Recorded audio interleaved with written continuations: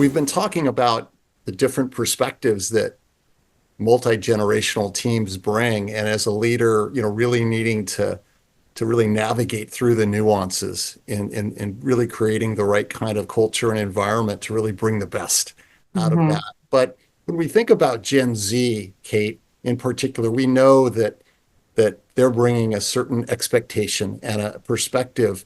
And it may make more sense to really be thinking long term, playing that long game, and that brings patience into the picture. How do you manage that and have that patience and discipline and kind of working with Gen Z to really Yeah, make that all come together? that's such a great question. Man, patience for them or me as a leader, but really patience for everybody. I think that's such an interesting term and perspective. The taking even a small step back from Gen Z for a second, what I'm noticing is that just the societal kind of pressure on pace, and the challenge with patience in general for especially high achieving folks who want to see themselves grow, want to see the fruit of their labor, whatever that outcome or result looks like for them or what they're aiming for.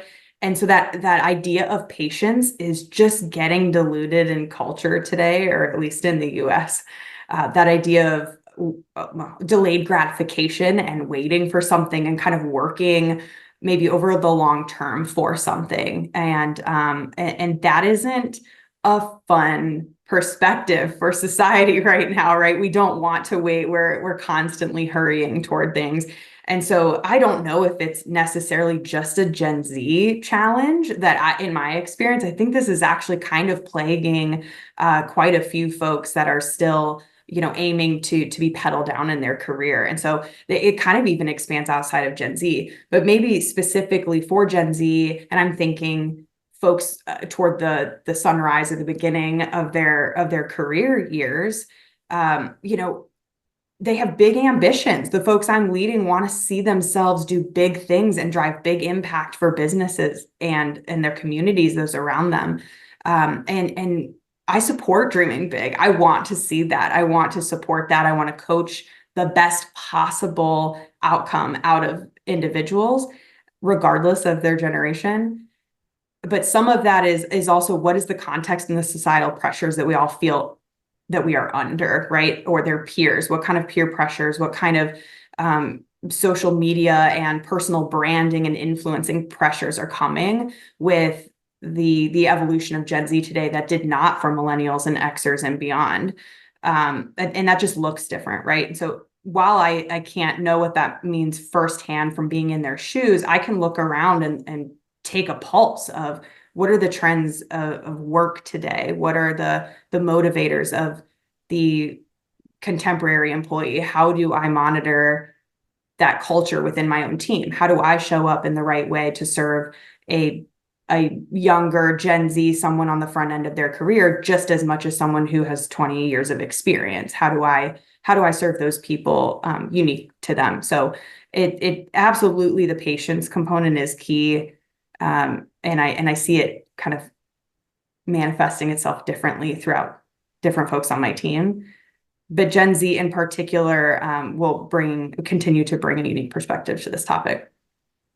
Yeah, and it's not even so much that as a leader that you have to bring that immediate final answer, right? And solve all of the issues or challenges. What I found is that if you could at least talk about or open up the conversation around a path, Yes. it's kind of like going on the long road trip, and we all kind of inside we say, God, I wish I want to be there. Like, are we there yet? But if you can actually show a pathway that's clear, that is attainable, okay, now I know I have a bit of time and milestones to get there, but I'm seeing a picture. It's when we don't see that, it's a fuzzy bunch of nothing. I think Right. that creates the Gen Z frustration when they don't even get that. I agree. I mean, and I think that's just true of you could expand that to high achievers. You could expand that to most folks, right? Because I think a core component of leadership, parking the serve piece of it, but the leadership component is that ability to cast a vision very clearly and operate with extreme clarity when no one else can. And that distinguishes a leader, right? Where are we going when there's fog and there's mist and there's a lot of risk for confusion? We have to be able to see the lighthouse through all of it and be able to encourage and motivate the team to continue to row. And without that, where are we headed? What are we trying to do? It's very difficult to maintain any level of motivation, let alone a clear path toward that objective. And I hold myself to that. I hold my team to that as well, that we shouldn't be doing anything without a clear next step. And why are we doing that?